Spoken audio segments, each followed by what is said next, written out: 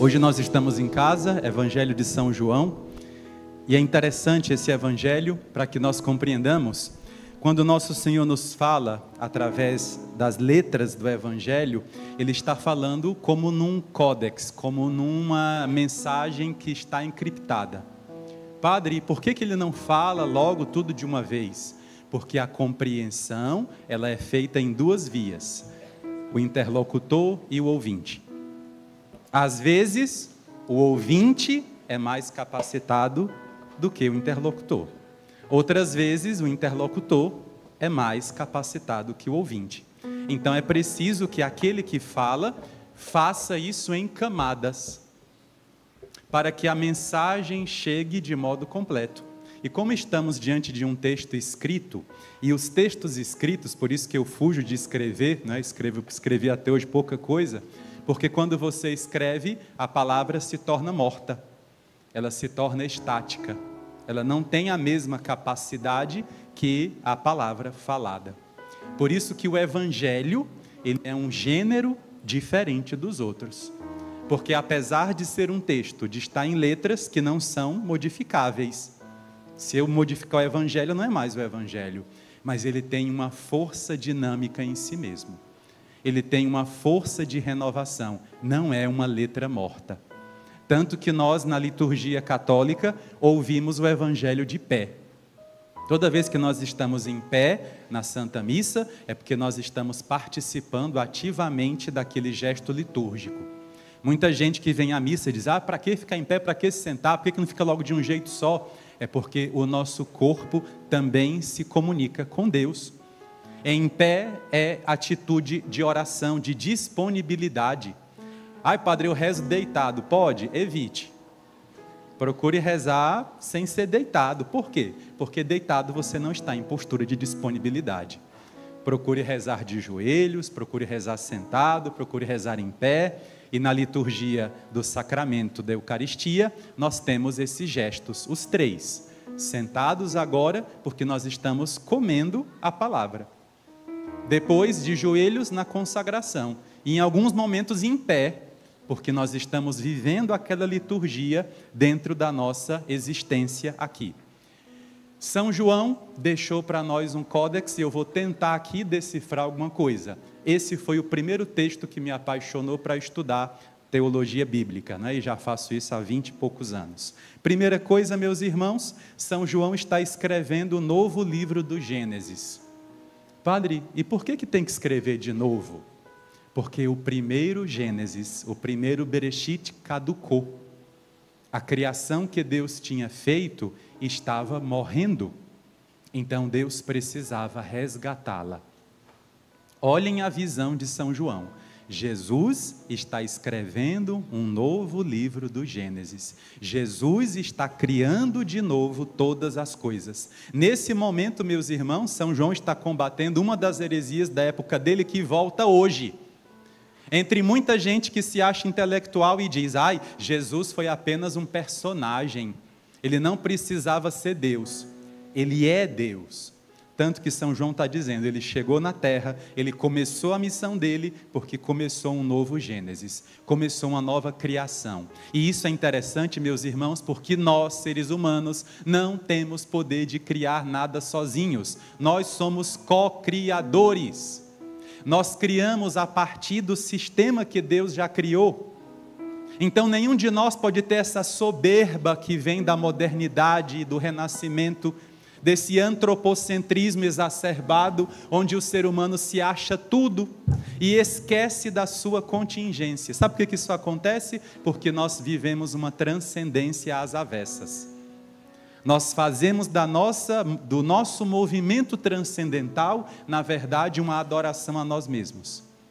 Mas a verdadeira transcendência é ir ao encontro do Senhor. Por isso que São João coloca logo no início do Evangelho o primeiro sinal que Jesus vai realizar. No Evangelho de São João são 7 sinais, 7 discursos e 7 vezes ele dizendo, eu sou. Yahuwah Tsevaot, o nome de Deus. Ele dizendo Egoimi no grego, mas que vem do hebraico Yahuwah Tsevaot, que é o nome de Deus. Então é Jesus dizendo, eu sou Deus. E nós cremos em Jesus como Deus. Padre, por que isso é importante? Porque na hora que você crê em Jesus como Deus, Nossa Senhora entendeu isso. Nossa Senhora entendeu que os discípulos precisavam crer em Jesus. Não basta ser amigo, não basta ficar pertinho dele, é preciso crer. Porque na hora que eu creio, ele começa um Gênesis, ele começa um Bereshit, ele começa uma criação dentro de mim. Ele vai me criando interiormente. Vocês acham que nós estamos prontos para ir para o céu? Não estamos. Deus tem que criar dentro de nós. Nossa alma tem que ser criada por Deus. O movimento criador de Deus tem que entrar em nós. Então nosso Senhor já começa dizendo, terceiro dia. E é interessante que no terceiro dia do Gênesis, ali nosso Senhor estava separando as águas. E nós já aprendemos domingo passado que as águas na palavra de Deus, elas têm várias conotações. Purificação, criação, plasmar a vida. E a água representa a própria Torá, representa o próprio Pentateuco, representa a lei que foi dada para nós de duas maneiras. A lei que foi escrita e a lei que chegou até nós por tradição oral. Era assim que eles entendiam na época de Jesus. A palavra que foi escrita e a palavra que foi falada por Deus. Então são duas palavras que continuam. Então São João vai começar dizendo, vamos agora viver a separação das águas. E qual é o primeiro sinal que Jesus realizou? Qual foi o primeiro sinal? Ele foi para um casamento. E é interessante porque o nome Gênesis, na língua de Jesus, é a palavra casamento, aliança. Que casamento, Padre? O casamento de Deus com os homens. Deus fez uma aliança. Bereshit quer dizer isso, aliança. Então, quando Jesus vai para um casamento, está dizendo, eu estou resgatando aquela aliança que Deus fez no começo, na criação. Aquela aliança que foi perdida, aquela aliança, aquele compromisso, porque o Evangelho de São João trabalha com essas duas palavras, amor e fidelidade. Não existe fidelidade que se mantenha sem amor. É o amor que traz leveza à fidelidade. Mas é verdade que a fidelidade vem primeiro. Não existe amor sem fidelidade.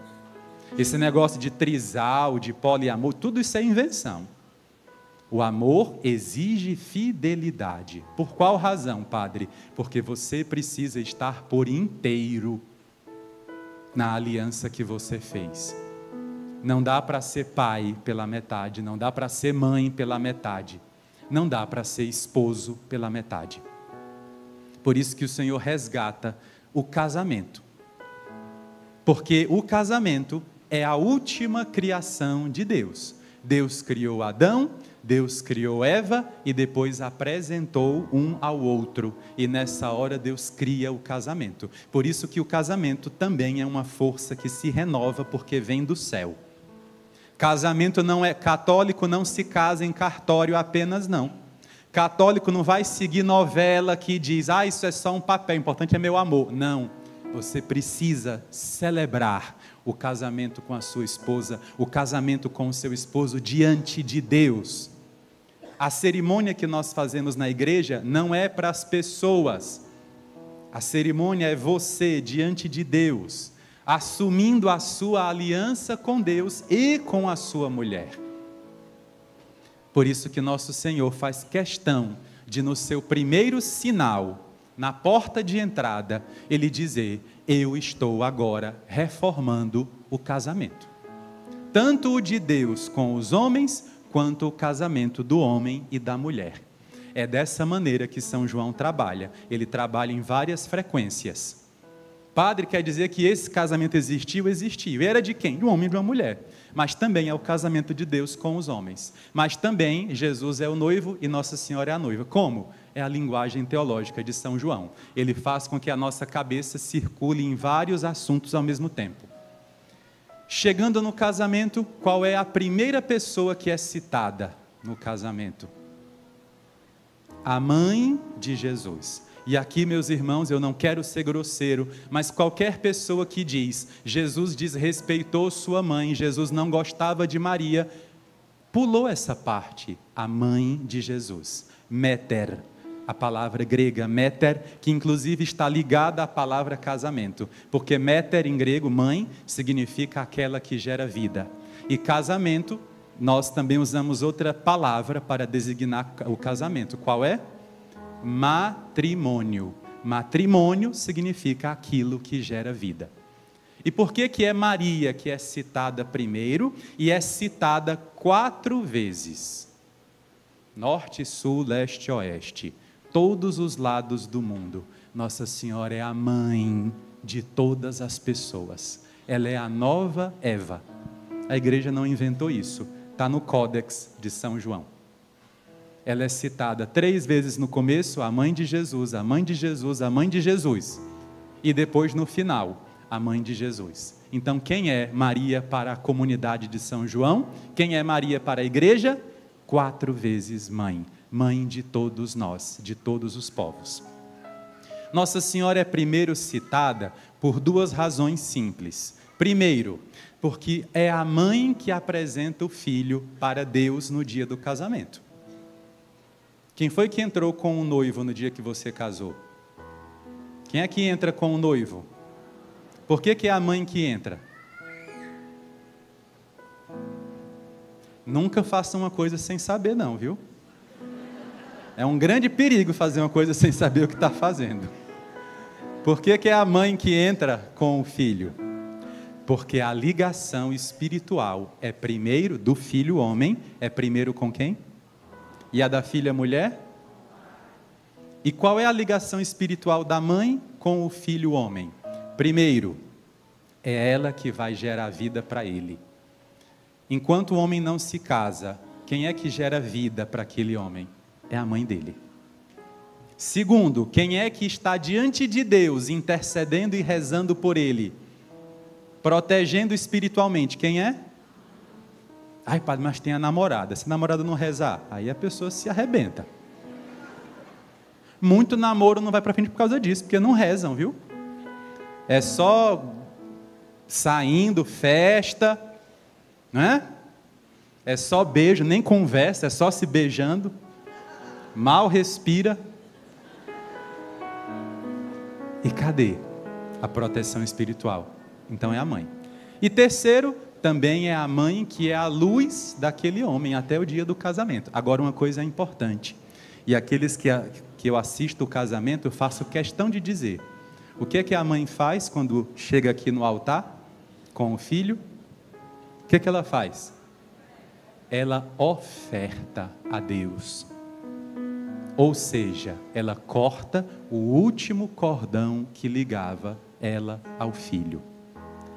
Ela não vai interferir no casamento dele. Atenção, viu, sogras? É para vocês esse recado. Mães, é para vocês esse recado. Ai, padre, mas ela não é uma mulher igual a mim. Não é para ser mesmo, não. É outra pessoa. As mães precisam sair de cena quando o filho casa. Eu não vou deixar não. Um dia eu perguntei à mãe, né? Olha, quando terminar o casamento, vai levar o seu filho para casa? A mulher gritou assim, infelizmente não vou não. Aí eu disse, pois é, felizmente ou infelizmente, seu filho não é mais seu.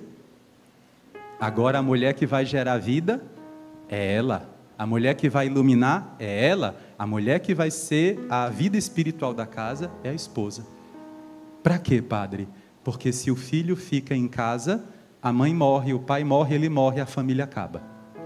Mas por que o filho abriu mão? Não é abandonar, ele abre mão do amor da mãe por um amor maior.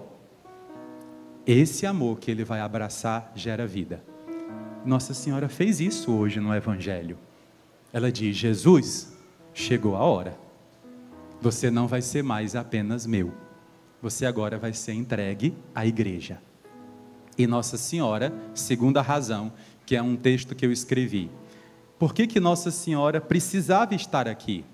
Queridos filhos, qual é a única pessoa que tem certeza de quem é o pai? Quem é? É a mãe. não é? A mulher pode ter namorados, mas ela sabe quem é o pai do seu filho. Quer dizer, até é porque não conheceram baile funk, né? Meu Deus, falando demais. Apaga essa parte aí, viu? Nossa Senhora é a única aqui nesse texto que tem certeza que o seu filho é Deus. Por qual razão? Porque ela tem certeza, ela sabe que não dormiu com São José. Ela sabe que o filho foi gerado por obra do Espírito Santo. Então, qual é a pessoa que está ali junto com os discípulos, que pode testemunhar, ele é Deus? É Maria. Então é ela que entra com Jesus no casamento, assim como a mãe entra com o noivo. E entrando no casamento, Nossa Senhora percebe um detalhe. Qual o detalhe que ela percebe? Ela diz para ele: vinho não tem. Isso aqui é muito interessante. Quando Eva também fez a mesma coisa lá no Jardim do Paraíso, o que é que ela faz? Ela não consulta Adão. Essa é uma grande falha das famílias.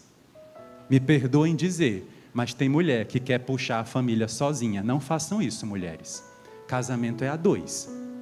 Você é o centro da família. Mulher, você é o centro da família, mas o seu esposo não é enfeite. O seu esposo não é um apêndice seu. O seu esposo precisa estar junto com você. Qual foi o pecado de Eva? Ela não foi perguntar a Adão: essa cobra está dizendo a verdade? Ela não perguntou. Ela olhou e disse: é boa, é verdade. E não consultou o seu marido. Então, Maria não comete o mesmo erro. Sabe o que é isso aqui no Evangelho? Nossa Senhora e Jesus estão desfazendo o que Adão e Eva fizeram. Porque erro tem que ser desfeito. Você não pode seguir em frente quando você erra. Quando você erra o caminho e começa a ir para outro canto, você não pode continuar. Quando você vê que está fazendo uma coisa errada, você não pode continuar. Você tem que parar. E você tem que desfazer o erro.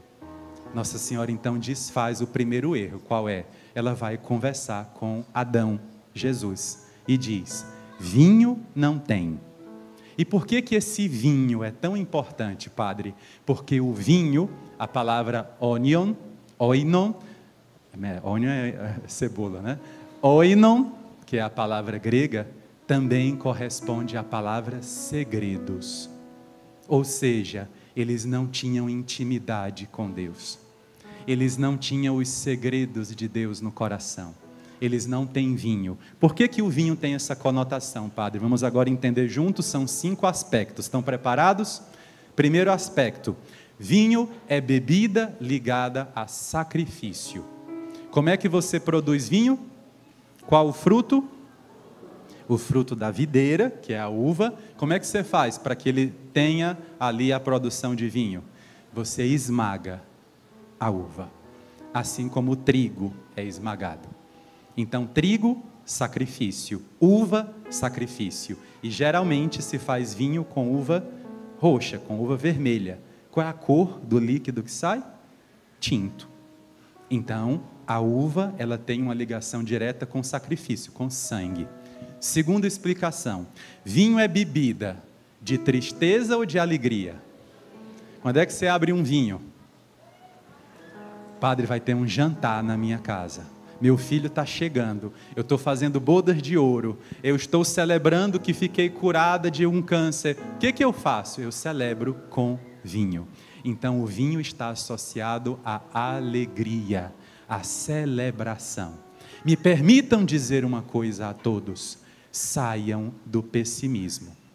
Uma das coisas que o ser humano precisa ter cuidado é porque dentro de nós existe um veio de pessimismo, de tristeza. Nós temos uma tendência à tristeza, à melancolia. Celebre a sua vida. Celebre o seu dia a dia. Quando você acordar amanhã de manhã, celebre. Tem gente que anda assim, direto se reclamando. Às vezes nem sente dor. mas quer ser uma pessoa pessimista. Sabem por que isso acontece? Vamos agora mexer em campo mais complicado. Porque o nosso sistema límbico, ele se ativa muito mais com coisas ruins do que com coisas boas. Então tem gente que se sente vivo quando está dizendo coisas ruins, reclamando. Saia dessa armadilha. Isso é uma armadilha psíquica. Celebre sua vida.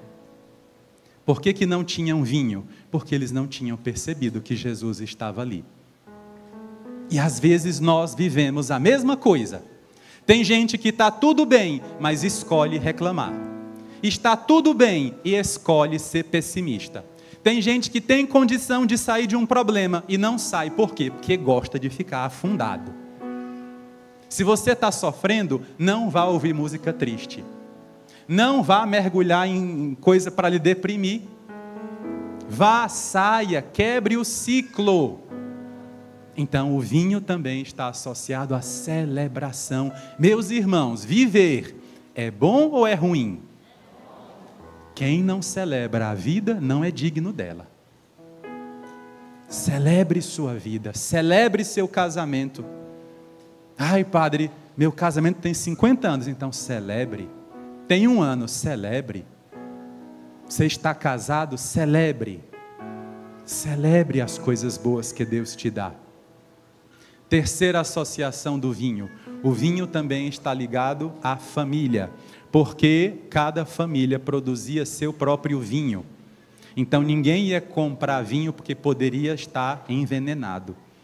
O vinho é facilmente corrompido, não é? Quando o vinho não é bem feito. Então cada família tinha suas plantações de uva e tinha os seus vinhos guardados lá embaixo da casa. Lembram que a casa tem um pavimento médio, superior, que era uma espécie de laje ou telhado, e embaixo onde ficavam as pedras, as rochas de alicerce. Lá embaixo eles pegavam rudias, que é o nome grego para jarro, pegavam essas rudias de barro, cobriam também com barro, selavam e guardavam o vinho para que ele amadurecesse. Cada pessoa tinha o vinho da família e sabia o gosto do vinho da família. Então o vinho também está associado, a palavra oinon está associada a segredos. E a quarta coisa, estou na terceira ou na quarta? Quarta coisa, o vinho também, segundo o profeta Isaías, está associado ao Messias, ao Salvador. Porque quando o Cristo chegar, ele vai fazer um banquete de vinho novo abundante. Profecia de Isaías. E quinta coisa, quase não sai, né? Quinta coisa, quando uma pessoa ia beber água, ela não tinha acesso à água limpa. O que ela fazia para limpar a água? Ela colocava uma sexta parte de vinho. Dividia a quantidade de água por 6 e 1/6 ela diluía o vinho ali, porque o vinho é antisséptico. Também era usado até em feridas, né? Vinagre, né, que é o vinho podre, o vinho azedo, é antisséptico, o vinho é antisséptico. Então o vinho era a bebida do Messias e o vinho era a bebida de purificação, de limpeza. Aí Nossa Senhora diz, Jesus, vinho não tem. Ou seja, o casamento deles está baseado apenas na fidelidade. Não tem amor. A água, a fidelidade. O vinho, o amor. Não tem o amor.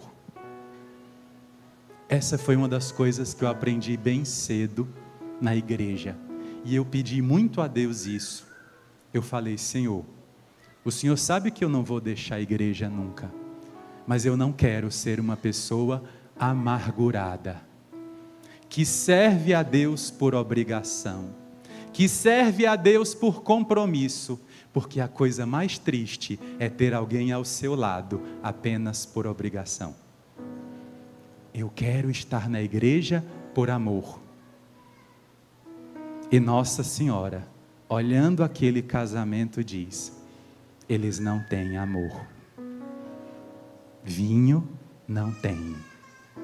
Eu quero que você olhe para a sua vida neste instante. Quando não tem amor, todas as coisas se tornam pesadas. Quando não tem amor, tudo é exigido, é negociado nos mínimos detalhes, porque o amor é a medida da gratuidade. Quando você ama, você faz tudo e mais um pouco.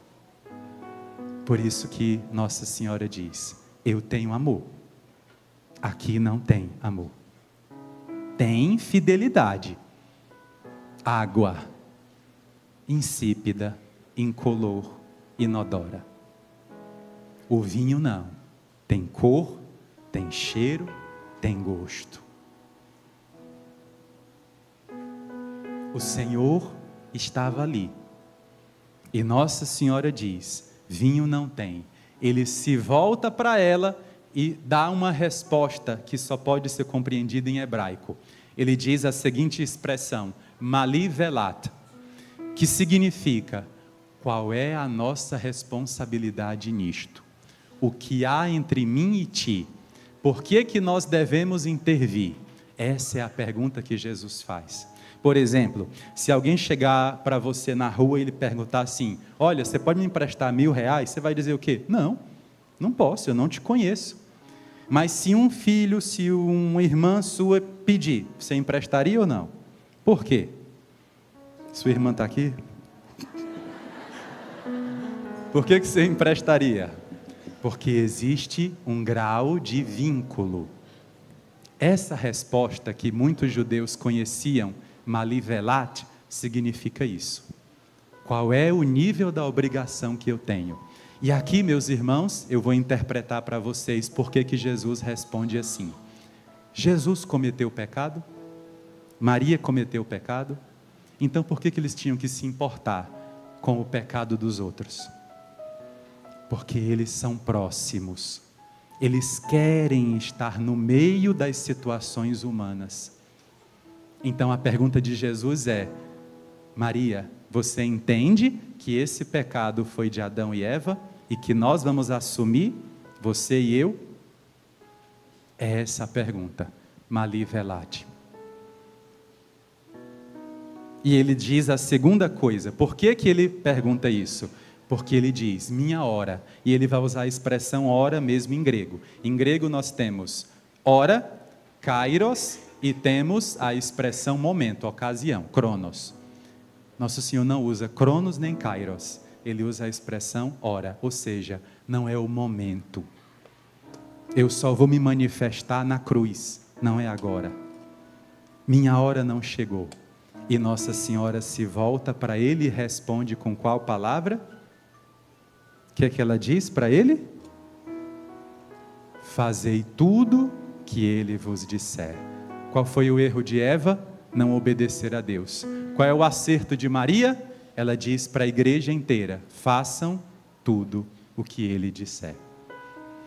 E nessa hora, Jesus começa a fazer o sinal. E Jesus pergunta: cadê as talhas que vocês têm? E aí São João diz que os judeus costumavam usar essas talhas para purificação. Que purificação era essa? Como o casamento vinha muita gente de fora para entrar na cerimônia, porque, meus irmãos, vamos pensar juntos, na hora que eu entro na igreja, eu estou entrando num lugar sagrado.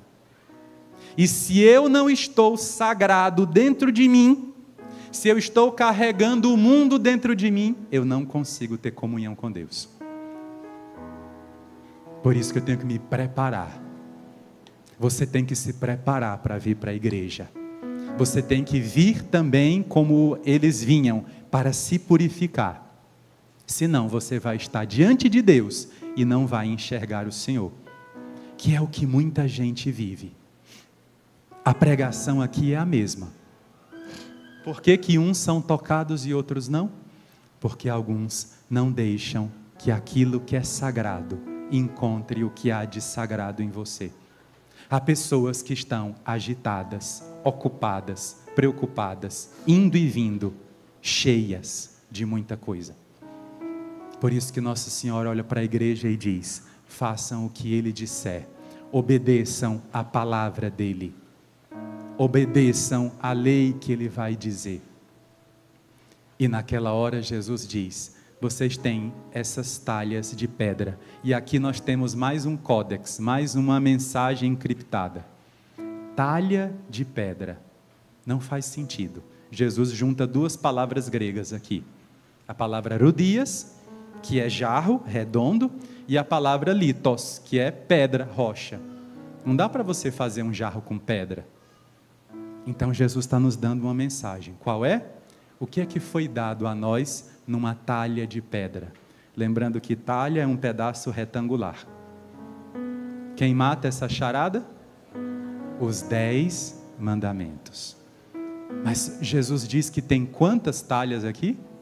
6. E era para ter quantas? 10. Eles não têm. Dentro cabia 100 litros, né? 10 vezes 10. Mas eles só têm 6. O que é isso? É Jesus dizendo: a religião de vocês está imperfeita.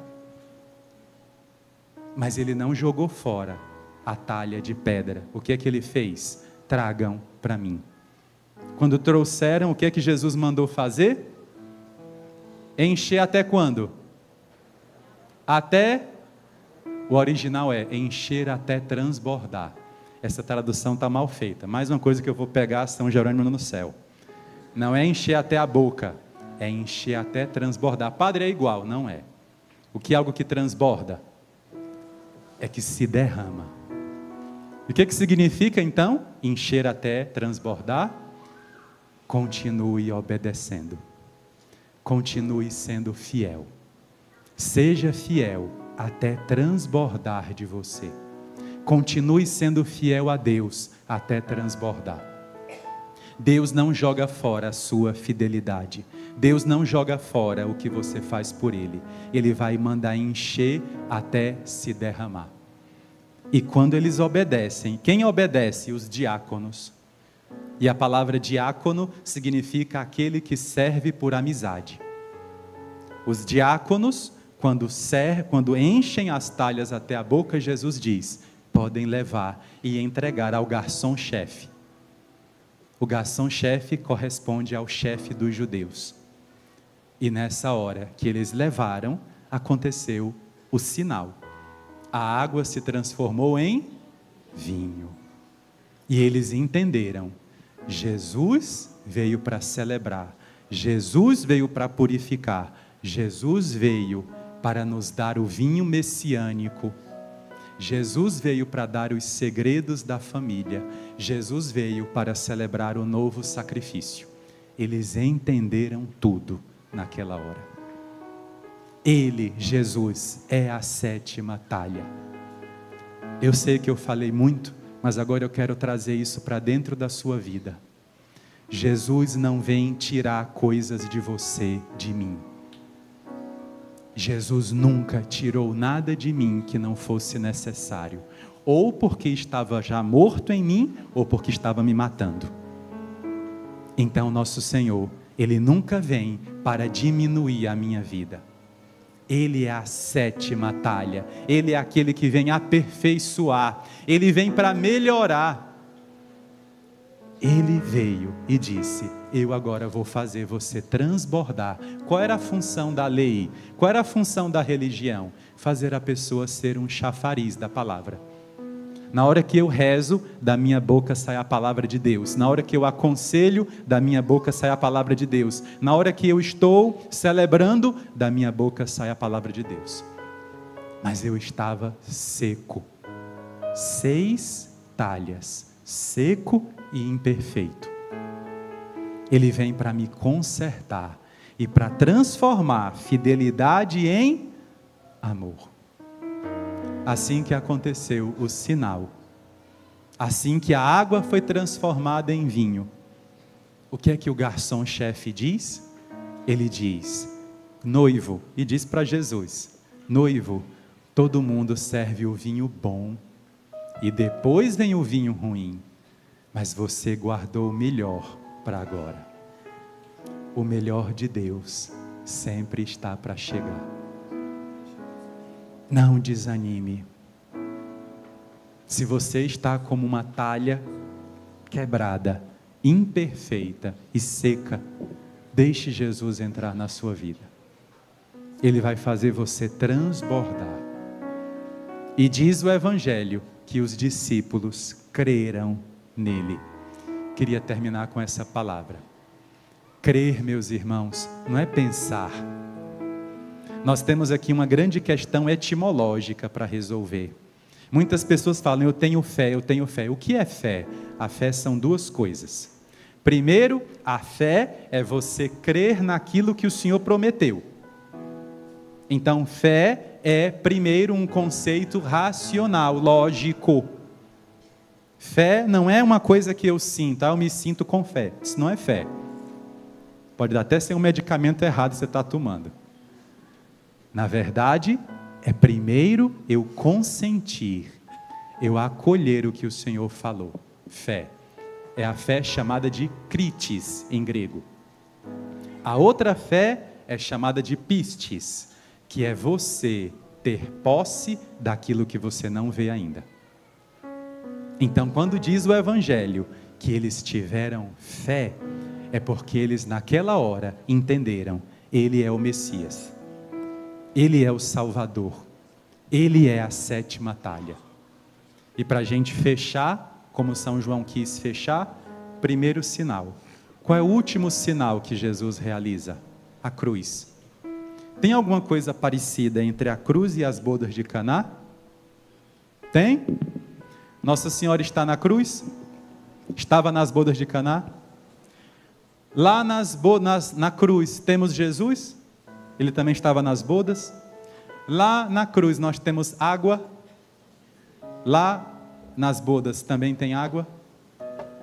E lá na cruz tem vinho?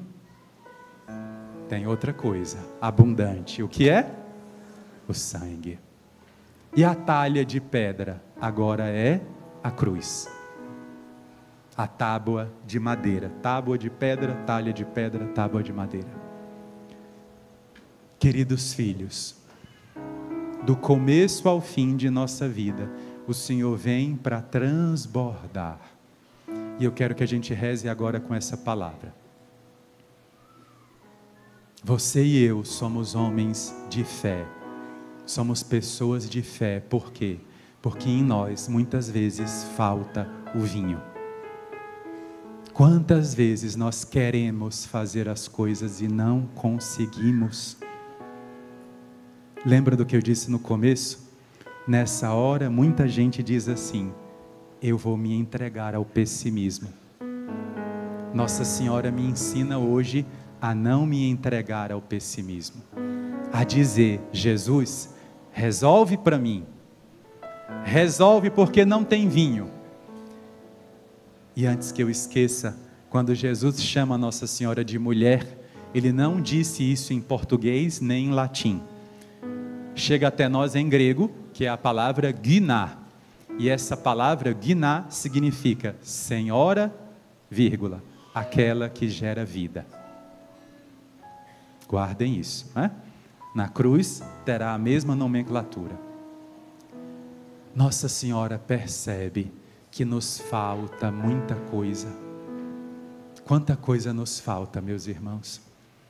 Como a gente conhece irmãos e irmãs que estão entregues ao pessimismo, que desistiram de viver, que desistiram de ir para frente, que desistiram de celebrar a vida, que desistiram de si mesmos, porque foram pisados pela vida, porque foram pisados pelas pessoas.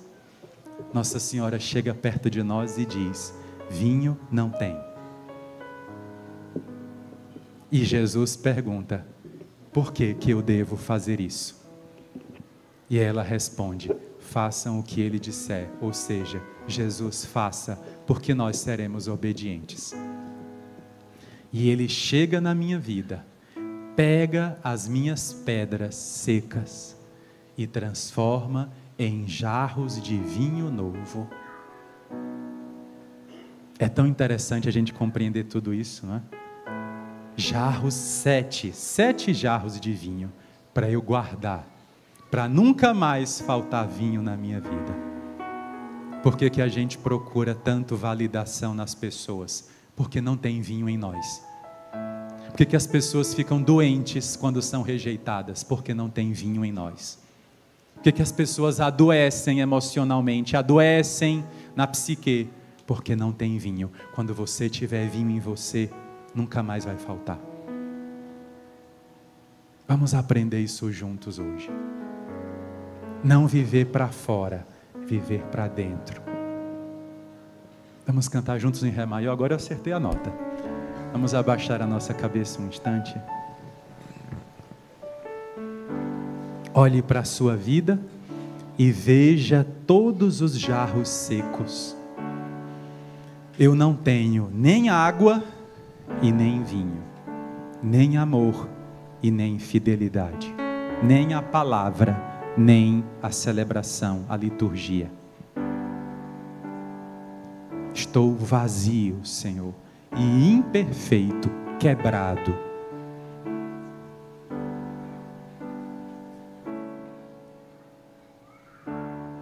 Deixa Deus sonhar em ti. Deixa Deus sonhar em ti.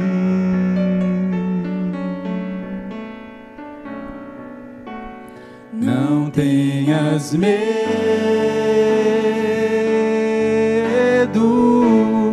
diga, é Deus quem te segura. Deixa Deus sonhar em ti. Deixa Deus sonhar em ti. Não tenhas medo, não tenhas medo,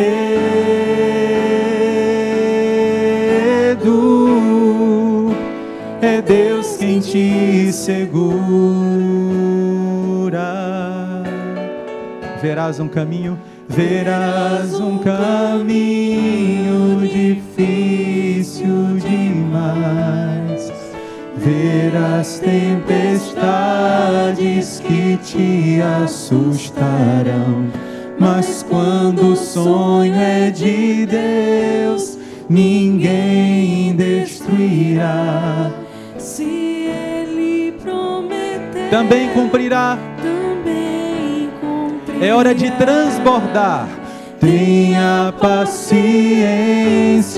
e saiba esperar, porque o melhor de Deus virá. Mais uma vez cante, tenha paciência e saiba esperar. Tenha paciência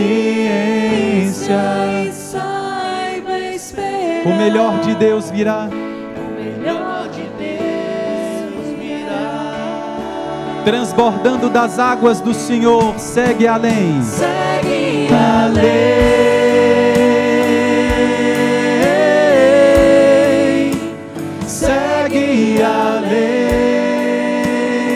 Transforme numa fonte de água e cante, segue além, mesmo na dor, segue além.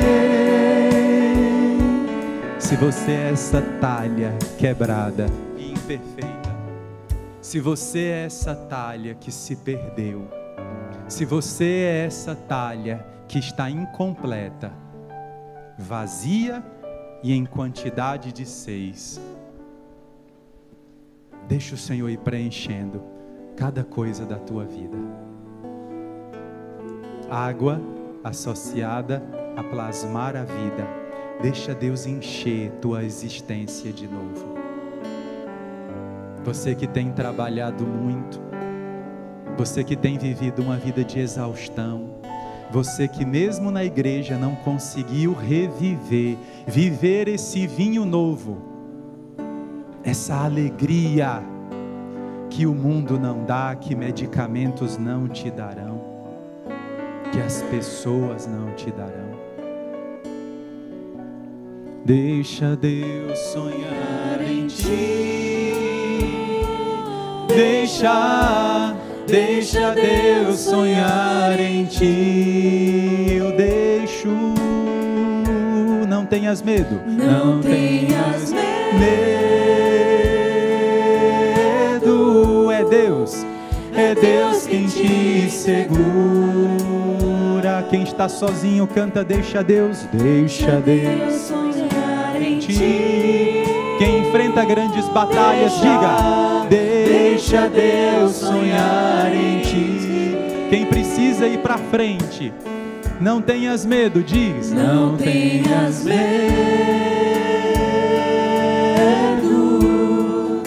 é Deus quem te segura. Cante, segue além, segue além, segue além.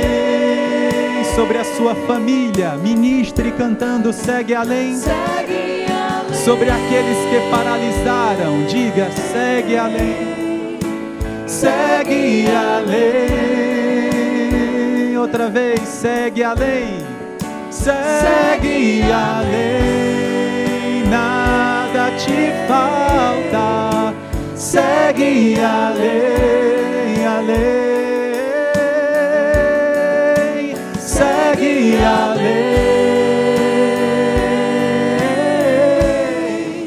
segue além. Põe a mão sobre o seu coração. Essa é a sua talha. Esse é o seu jarro de pedra. Como ele está hoje? Tiraram toda a água que tinha em você? Você perdeu o ânimo? Você perdeu a força da fidelidade? Você perdeu a leveza do amor? Também água e vinho representam a palavra e a liturgia. Vamos agora juntar tudo isso em nós. Eu quero ser uma fonte de água. Eu quero ser cheio até transbordar. Mas eu preciso crer primeiro. Crer, Senhor. Confiar completamente. Apoiar-me nas promessas. Viver por aquilo que eu ainda não vejo, mas que eu sei que vai chegar.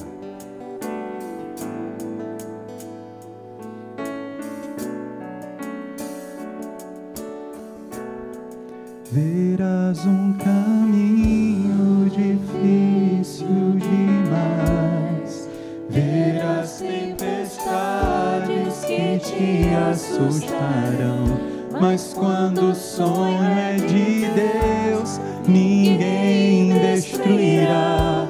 Se Ele prometeu, também cumprirá. Tenha paciência e saiba esperar. O melhor de Deus virá. É muito importante o que nós vamos rezar agora. Às vezes nós perdemos grandes graças porque abandonamos o nosso lugar. Nossa Senhora não abandonou. Nossa Senhora não deixou o lugar dela. Ela insistiu. E ela também não desiste de nós. Às vezes é preciso só paciência. Só paciência. Você já está fazendo o que deve fazer. Você já está se ofertando como deve se ofertar. Às vezes só falta paciência. Paciência não é tolerar. É perseverar no mesmo rumo, sem perder o ânimo. Verás tempestades que te assustarão, mas quando o sonho é de Deus, ninguém destruirá. Se Ele prometeu, eu creio, e tenha paciência e saiba esperar. No tempo certo acontecerá. E se precisar, Ele antecipa para nos ajudar. Segue além, segue além, rezando pela sua casa, diga. Segue além. Insistindo com aqueles que são difíceis, segue além. Segue além. Segue além. Mesmo traídos, mesmo feridos, segue além, cante. Segue além. Segue além. Tu não podes parar. Segue além, meu filho. Segue além. Deixa o Senhor te preencher agora. Para tudo que nós vamos viver, eu não sei o que eu vou enfrentar, mas o Senhor me preencherá. Eu vou viver transbordando da sua palavra, transbordando de fé, transbordando de vinho novo, celebrando a minha vida. Obrigado, Jesus. Se você veio com alguém para a igreja, diga para essa pessoa: o melhor de Deus está chegando. Diga: o melhor de Deus está chegando. E ficando em pé, vamos cantar juntos. Segue além. Segue além. Segue além, minha igreja. Segue além. Além. Segue além. Senhor Jesus Cristo, nós agora vos acolhemos, Senhor Deus. E neste instante, nós vos acolhemos, Senhor Deus, no meio deste casamento que o Senhor tem comigo, que é a minha vida. Minha vida é a grande celebração da aliança. A vida de cada um aqui, Senhor. E como o Senhor acertou, muitas vezes nossa vida é uma vida incompleta, pela metade. Sem água, sem vida, sem a palavra, pesada pelos compromissos, pesada, Senhor Deus, porque a água não é bebida de celebração. E a nossa mãe, vossa mãe e minha mãe, chega e percebe logo que não existe o amor. E o Senhor percebe, só tem 6 talhas. Está faltando, está incompleto, está quebrado. Nossa vida é assim, Senhor. Quebrada, incompleta, vazia. Mas que bom, Jesus, que o Senhor está presente. O Senhor é a 7ª talha. O Senhor completa todas as coisas. O Senhor completa o que falta em mim. Por isso, Senhor, aqui é a nossa Caná. Aqui é o nosso casamento, Senhor. Transborda em todos os sentidos e em todos os níveis. Muito obrigado, Jesus, porque o Senhor vai transformar vazio em transbordar, em plenitude, e a minha água em vinho. Alegria, celebração, purificação, sacrifício. Invocamos o teu nome. Invocamos o teu poder, invocamos a tua presença no meio de nós.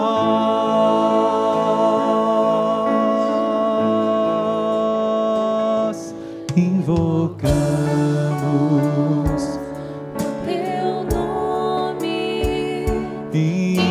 invocamos o teu poder. Invocamos a tua presença no meio de nós. Manifesta, manifesta, Senhor, o teu poder. Manifesta, Senhor, Manifesta, a tua força. a tua força. Manifesta, Senhor, neste lugar. Manifesta, Senhor, Neste lugar o teu grande amor, o teu grande que tudo amor, pode, que tudo pode curar. manifesta, Manifesta, Senhor, o teu poder, com prodígios, milagres, sinais. com prodígios, milagres, sinais. Manifesta, Manifesta, Senhor, neste lugar, o teu grande amor, que tudo pode curar. Oremos, irmãos.